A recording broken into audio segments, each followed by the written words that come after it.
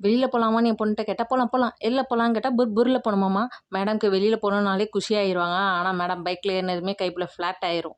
ஒரு இடத்துக்கு போணும்னு தான் சார வெளில கூட்டு போவேன். ஆனா அங்க போனதுக்கப்புறம் கண்ணு அங்க இங்கேயும் பார்த்து ஒரு 4 இடத்துக்கு இறக்கி விட்டுருவேன். இன்னைக்கு அந்த மாரி தான் driver stop, driver stop, driver ஸ்டாப்ன்னு சொல்லிட்டு ஒரு 4 இடத்துக்கு சுத்தணும். ஃபர்ஸ்ட்டு போய் பழத்த போய் வாங்கிட்டு, அங்கேருந்து போய் முட்டை கடையில போய் முட்டைய வாங்கி, முட்டைய பார்த்தா கோழி முட்டை போட்டுச்சா, குஞ்சு முட்டை போட்டுச்சான்னு தெரியல. அவ்ளோ குட்டியா இருந்தது. அப்புறம் அங்கேருந்து போய் என்ன வாங்க போனோமோ, அந்த கடைக்கு போனோம். அங்க போய் மாவு கேட்டா, மெயினா வாங்க வந்த மாவே இல்ல.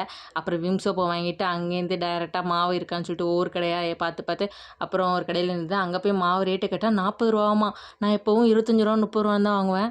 வாங்கிட்டு வீட்டுக்கு வந்துட்டோம். வீட்டுக்கு வந்ததும் சாருக்கு வெங்காய சட்னி தான் வேணுமாமா. அப்ப பெட்டர் மாஸ் பல்பே வேணும்னா, இந்தாங்க பிடிக்கும்னு சொல்லிட்டு வெங்காயத்த உருக்கி விட்டுட்டு, சைடு கேப்ல பாத்திரம் கழுவ வந்துட்டேன். அச்சய பாத்திரம் மாரி அள்ள அள்ள வந்துகிட்டே இருக்குது. எங்க தான் இவ்ளோ பாத்திரம் இருக்குமோ தெர்ல.